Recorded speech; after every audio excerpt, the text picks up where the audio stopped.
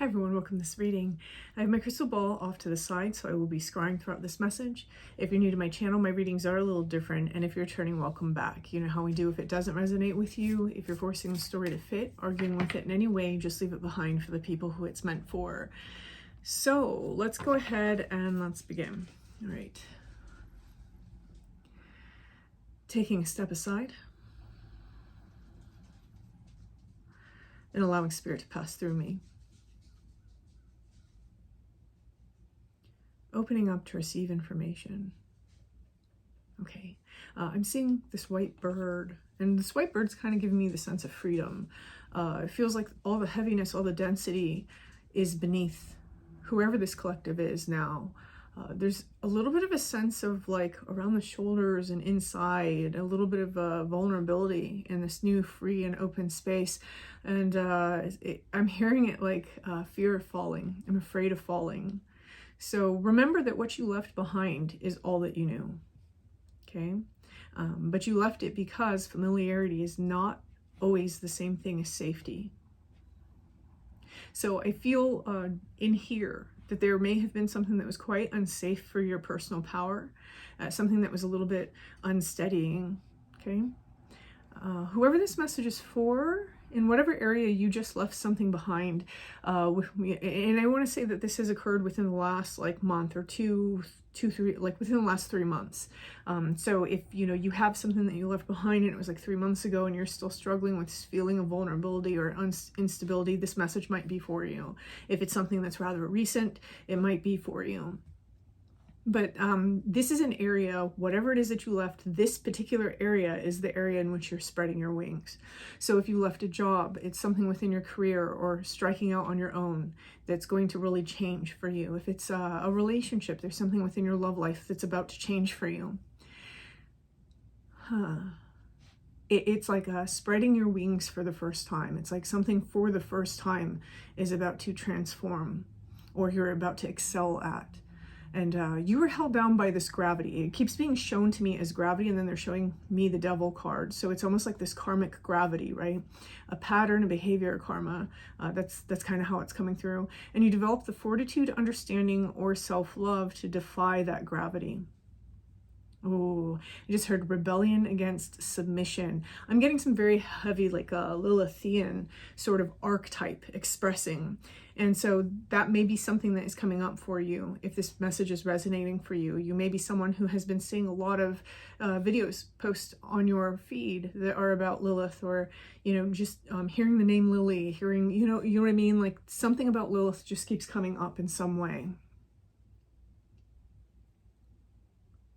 Okay, in this rebellion, there may be an aftermath, a little bit of running of mouths or some sort of psychic energy tug of war. You may even be aware that someone behind your back is controlling the narrative. And if this is the case, let them, right? Just let them. What does a bird care if a patch of field is on fire? They're too busy flying above it. Right? You're being guided to really rise above that sort of low vibration in your mind, in your heart. Okay. In some ways, this ending may feel forced. It may feel destined. It may even feel caused. So some of you may feel like, your angels caused this, or that your ancestors caused this, or that God caused it. There's some sort of feeling here that this was like predetermined, predestined, that this is something that had to happen in order for you to move on to bigger and better things. Okay. So I'm getting that very heavily, that someone feels that way, and you're not wrong. This is something that it's like, okay, its time is done. Its time is done. Let's go over here. And how can we fill ourselves after this ending? That's really kind of the phase that somebody seems to be in right now. Are we able to really fly, or are we going to keep looking back and trying to like re-land in that same patch of burning grass that we just left behind?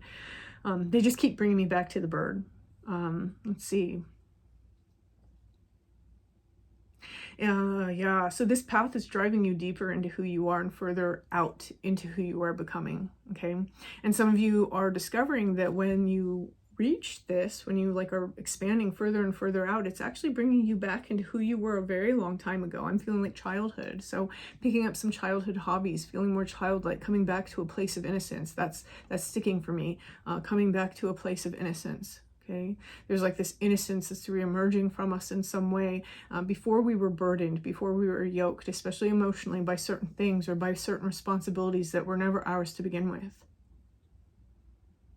And here's the paradox, right? As we reach that point, there's a paradox that's arising, and it's did you pick the path or did the path pick you? This is an energy of a 0 point where you can't go back to the way that you came. You can't go back the way that you came. So this burning patch of field, just leave it behind. And if this burning patch keeps like throwing up little flames trying to reach you in the sky, you have to fly over it, right? Some of you may be having something try to come back and try to return. If you caught the all signs that I did for the members that they voted to be public, there were several signs. I think it might have been Capricorn, Aquarius. There may have been others where there was this theme that was coming up about the past trying to bring them back. So just remember that, right? I think that there may be a point here for many of you where you might find that the past comes a knocking. And just remember, you're in a place where you can't go back. No matter how much you want to, you can't go back. It won't be the same. People have changed. Situations have changed. Okay. But you don't seem to know exactly where you're going yet either.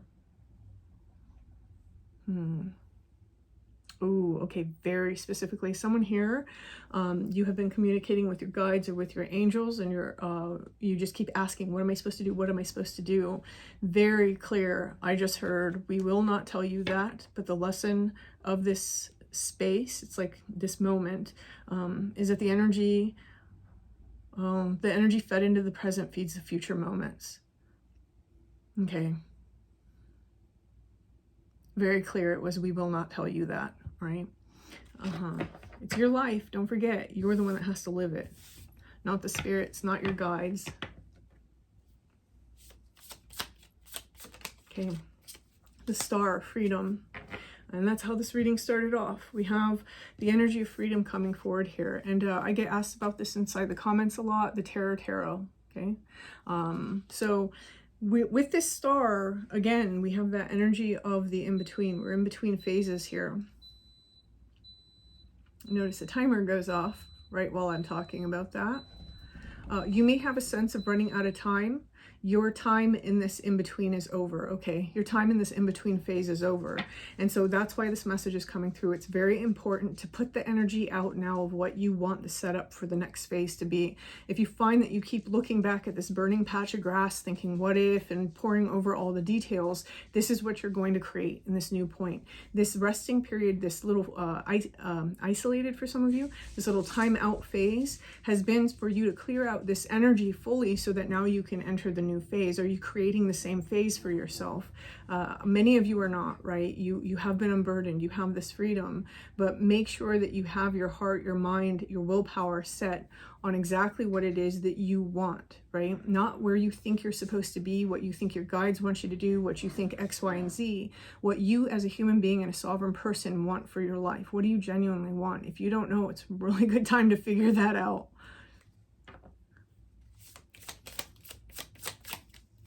I'm also being told that the star card means a little bit more here. So I feel that something is about to culminate inside of our life that's really going to carry us into Aquarius season. So be mindful of the energy that you are radiating out now. It's not just in your mind, right? It's inside your heart too. It's the things that you're feeling, the things that you find yourself constantly and continuously going back to.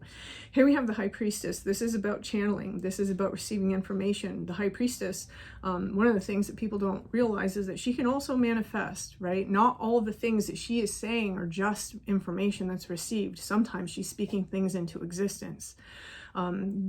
Traditionally, the High Priestess depicts the gates of the Temple of Atargatis.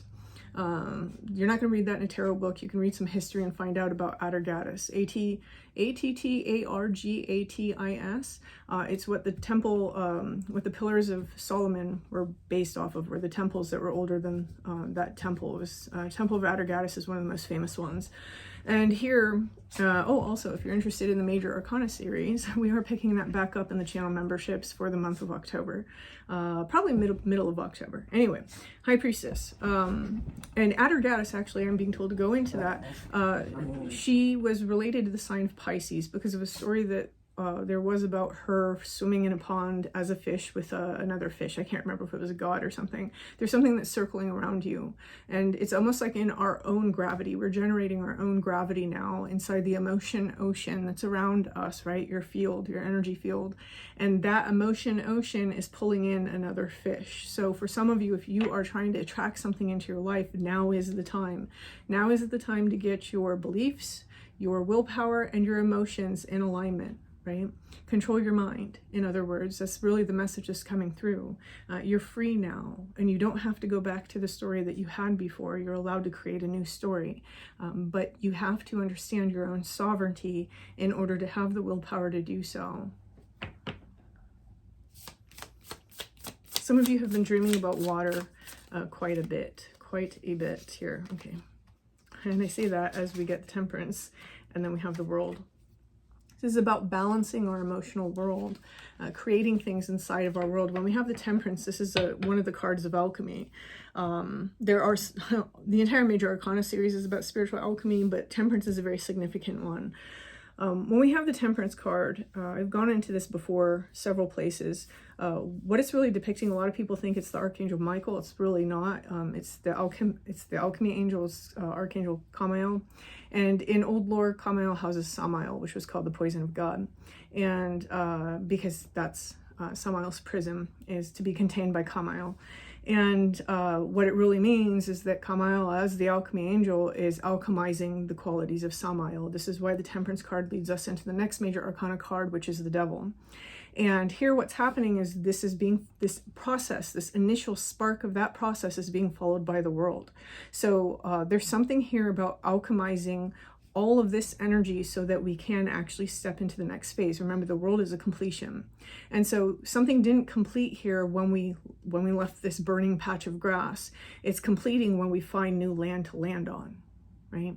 But the bird, if it doesn't understand that there's new land, it will continue to go back to the same comfortable place. Remember, familiarity is not the same as safety. It's not the same as safety. It's not the same as what it is that you're trying to build for yourself that would ultimately light you up, right? Familiar are the old patterns, the old ways of living, the old things that you would accept, the old jobs that you would take, the old lovers that you would love. We're getting a bigger vision about who we are and what it is that we can contain. We're getting a bigger vision of what it is that we deserve. And so whoever this message is for, just get it in your mind right now, exactly what it is that you want. Okay.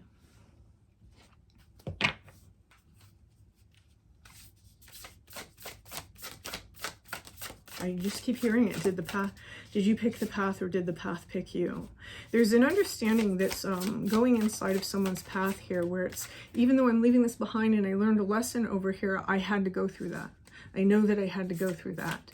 And I think that whoever I'm speaking to, this is a very mature collective who's learning to look at their experiences, not with some sort of blame shifting, not with some sort of finger pointing, but understanding that every single experience that they have is creating the person that they're becoming.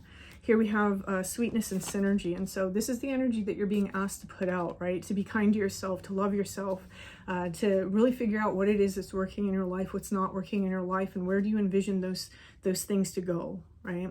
The things that aren't working, what do you want there instead? So this synergy, this symbiotic sort of relationship between the energies that are in your reality, how do you cultivate that?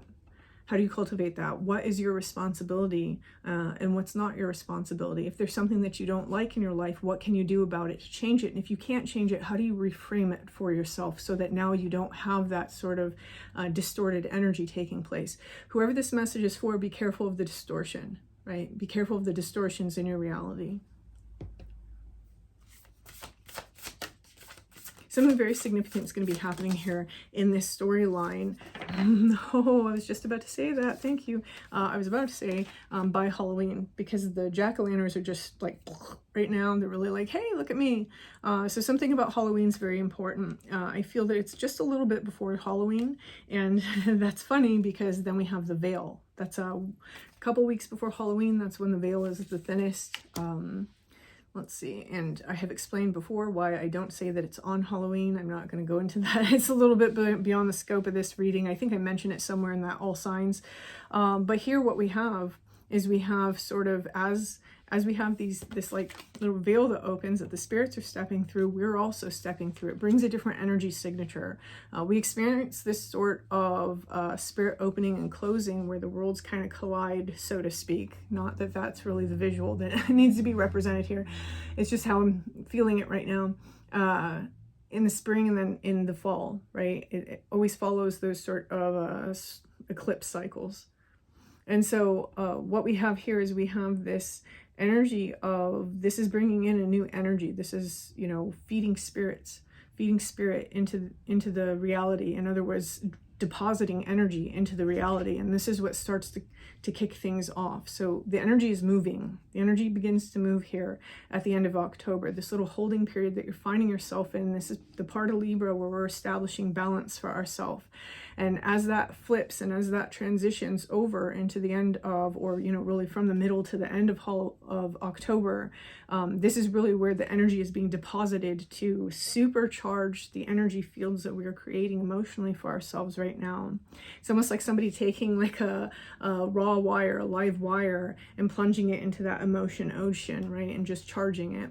So this is why right now it's very important for you to kind of get yourself on board with what it is that you truly want and focus on it, right? Be like married to that idea and let whatever this is over here fade. Let it fade.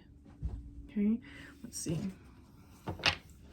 They're taking me really deep down because I'm having a hard time speaking now, I noticed. So I am seeing symbols, so I'm going to give symbols. The symbols may or may not resonate for you. It doesn't mean the reading isn't yours. If it doesn't resonate for you, it just means that for the people who it resonates for, this reading, you have to pay extra attention to it, okay?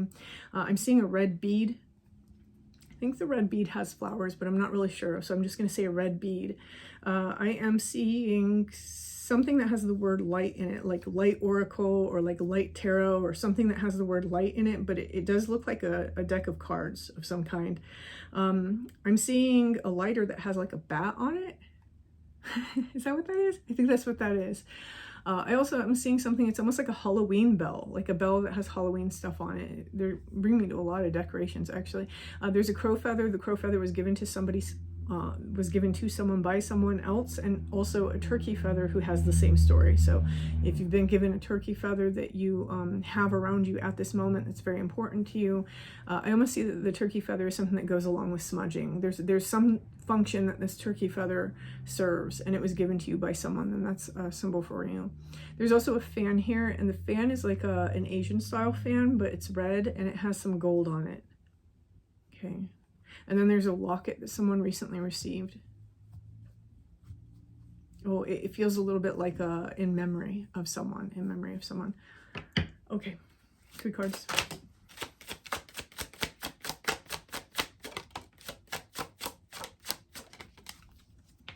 Okay.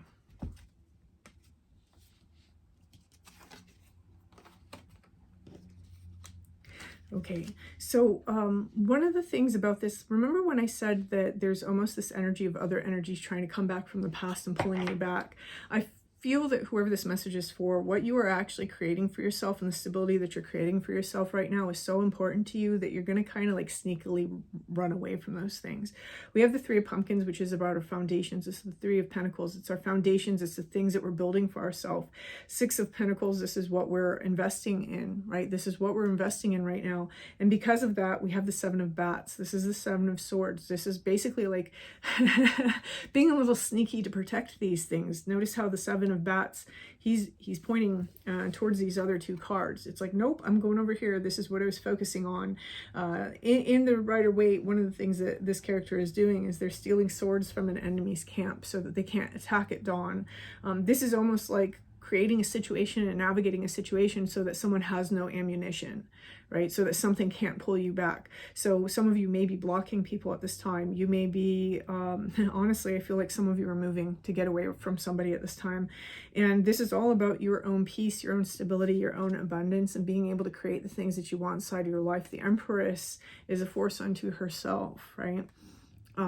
She's an interesting character. The Emperor rules with an iron fist, and he gives commands, and he's very vocal about these things. The Empress, she engages in a little bit of a social slipperiness in order to establish her power, in order to create the beauty around her. She tends to the things that the Emperor doesn't think are worth tending to, and yet she knows that beauty is just as important as power, right? I'm not talking about vanity, I'm not talking about that, but the things that we enjoy, the luxury, the things that are self-care, the things that make us happy, the garden, right, is just as important as the war, because you need some place to retreat to and get out of survival mode and enjoy life. So someone here, you're taking this time, you're about to start really focusing on your body. You're really going to focus on your environment. Okay, if not your body, then definitely your environment. Okay, let's see. And I do feel that for many of you, you're really focusing on cultivating beautiful partnerships and beautiful friendships and relationships with that Two of Cups. This is a process that may take time, but I do see that if you've been trying to call in soul tribe, if you've been trying to establish friendships and partnerships that are of equal reciprocity and support, this is something that you are definitely going to manifest for yourself. Put that intention out there now, right?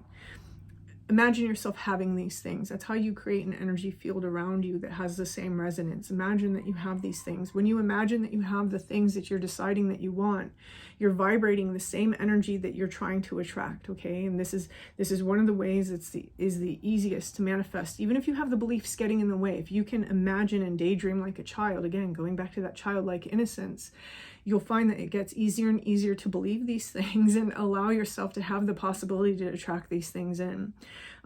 Okay, so I'm gonna leave this here. Whoever this message is for, I hope this resonates for you, and I hope that this makes sense. Feel free to like this video and leave me a comment, and until next time.